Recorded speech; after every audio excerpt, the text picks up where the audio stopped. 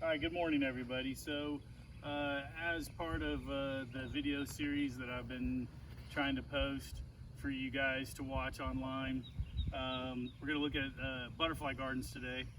This is my butterfly garden. It's on the south side of our house to get as much exposure from the sun as possible, which means I have to water a lot, which, as I told you guys in the last video, water is extremely important.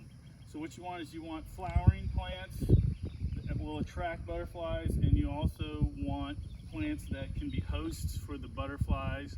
I don't use pesticides in this area because if a butterfly lays eggs on one of the plants and then I come through and spray pesticides, I could kill the larva. So first of all, as a border here, I've got my blue days, which they're starting to open up and bloom. They're actually in the morning glory family, which kind of surprised me when I read up on them. But then when I thought about it, it made sense because the flower opens and closes on a daily basis, just like a morning glory. This is a type of daisy. I'm not sure exactly which one this is. I think it is called Gaillardia, but don't quote me on that. This is a favorite of mine, the vinca or periwinkle. It's a very common Florida flowering perennial, or it can be a perennial. It's supposed to be an annual. I have some pots throughout that I'm going to show you. This one has the Gerber daisy in it. Turn this so you can see the flower. And these are dead. I usually cut those off. But the Gerber daisy is a very good addition to the garden as well. Right here, you can see these African iris. I just want to make a little quick point here. Oh look, there's a brown anole lizard. Oh, there he goes, taking off. You'll see a lot of those in the garden. These African irises right here, I propagated through division. So I'd take a large African iris like that, dig it up, take it to the greenhouse, and physically separate it and then put them in pots. And so it'll go from looking like that to this, and now I can put these in this empty area here and continue that process. This is lantana. This is a large one. This is a yellow. Lantana are in the verbena family. This is a flower that is very easy to grow. Does not, it does very well. It tolerates drought, it tolerates heat, gives you a lot of blooms, and gives cover for things like this brown, oh, there he goes, brown lizards get in there, and it attracts butterflies quite a bit. So I recommend lantana for your garden. It's an easy to take care of plant. Here's a white, which you can see is also very large. Both of these were planted last year.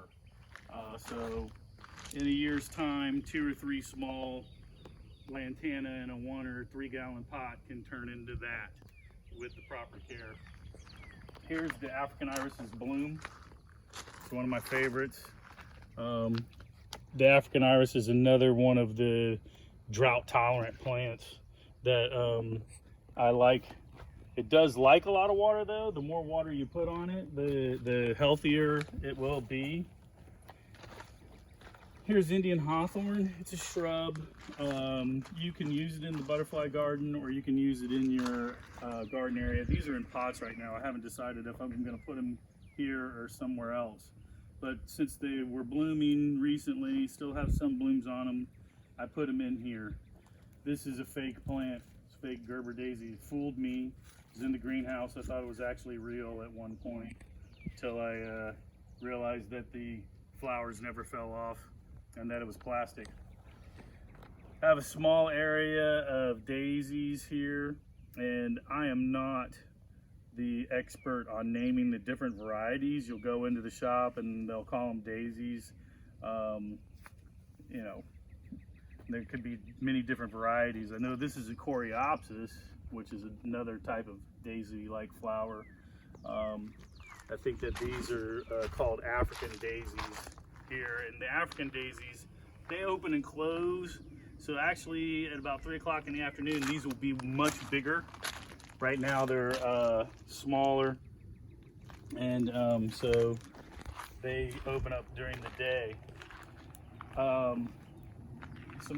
This section over here, it's a lot of activity during the day. This red flower right here, I got it from the Berry Nursery about 2 or 3 years ago. This was just 3 1-gallon plants, and you can see that over the time of the last couple of years, they have taken off. This one is a hummingbird attractant. Anytime you can get these flowers that have that trumpet-like shape to them, the hummingbirds love them. The hummingbird, as a matter of fact, I saw him earlier this morning, but of course he doesn't hang out. He takes off as soon as he sees somebody. There again, this is the same daisy that I showed you in the very front, but this one's blooming. So if Miss Melanie Schotten sees this video, tell her to give me a call and let me know what these different flowers are. The purple is society garlic. That's another very easy to grow Florida plant that does well, easy to take care of, and attracts butterflies and moths. I forgot to show you over here when I was looking at the hawthorn. I put a lot of pots in my garden, as I was telling you. This is a tomato. I'm not exactly sure on the variety of this tomato. It looks a little different than my others. If you see, the flower is it has a little spike coming out of the middle, which the other ones look a little bit different.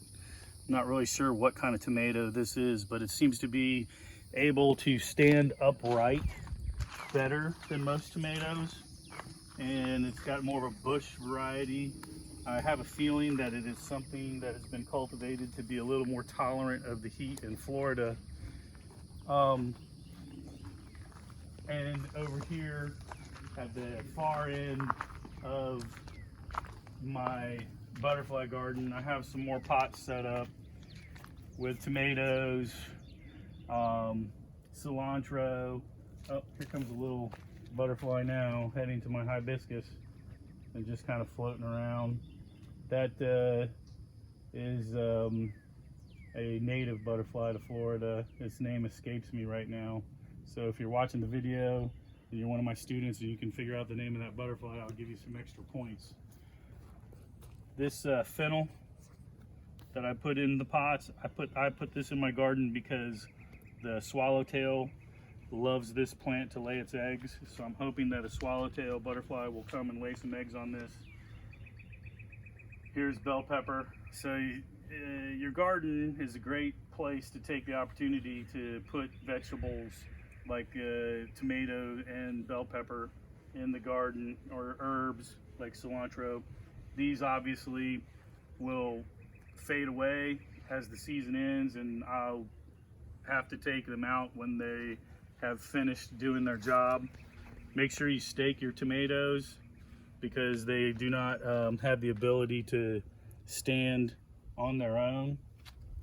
And so down here at the far end of my garden, so you have some more irises, and then in my potted area here, I have tomatoes, again staked.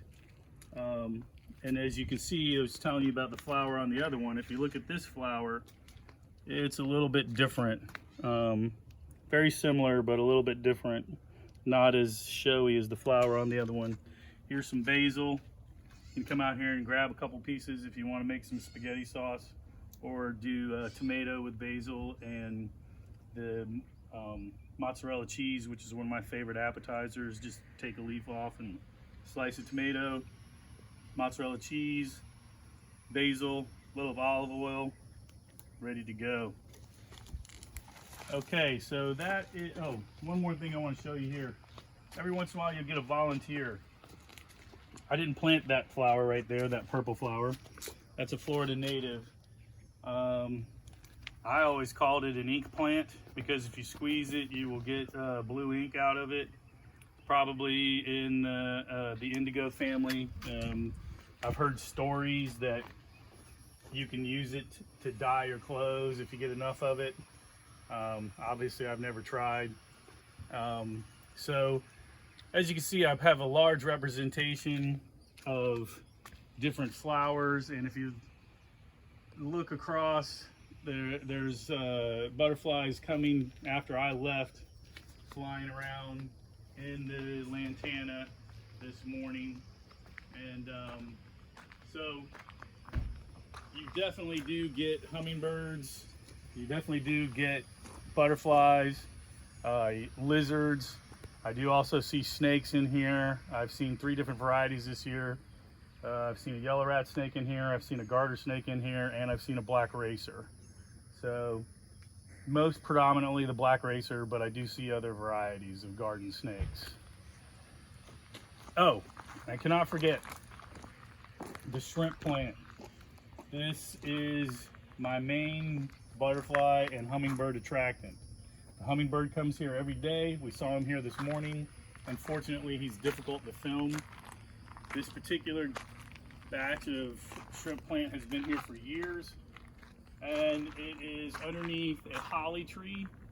I definitely recommend holly trees. They also are pollinator attractants. You will have bees and all kinds of birds that will come when the berries turn red. I get everything from catbirds to mockingbirds, and several different varieties of birds come in here. The cardinal is also a regular, and then you get some opportunities to see birds that you wouldn't normally see as they're coming through on their migrations. I've seen cedar waxwings flock to this tree as well, so it is definitely something to try and get in your yard.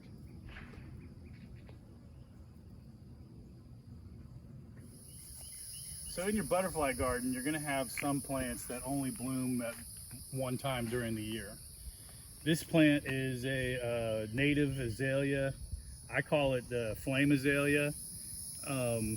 It's very unique. I don't usually see them in the nurseries or the shops. The gentleman who planted the landscape in this yard before I moved in had these in. Unfortunately, a couple years ago, we had a hurricane. It dropped a large branch from this oak tree right there and whacked out half of this bed, and that's why they're all leaning this way, because they got smashed by a huge oak tree that fell down. This plant is one of my favorites, and you can see it does have the tubular type flower that the hummingbird likes. And so when this is blooming, which is only once a year at this time, the hummingbird will also come to this. And if you want to have some flowers like that available, because it does bring the hummingbirds in when it is blooming. And this is a very unique plant, in my opinion. I don't see a lot of them in people's houses. So I just wanted to show it to you while it was blooming, so that you could see something that maybe you don't get to see every day.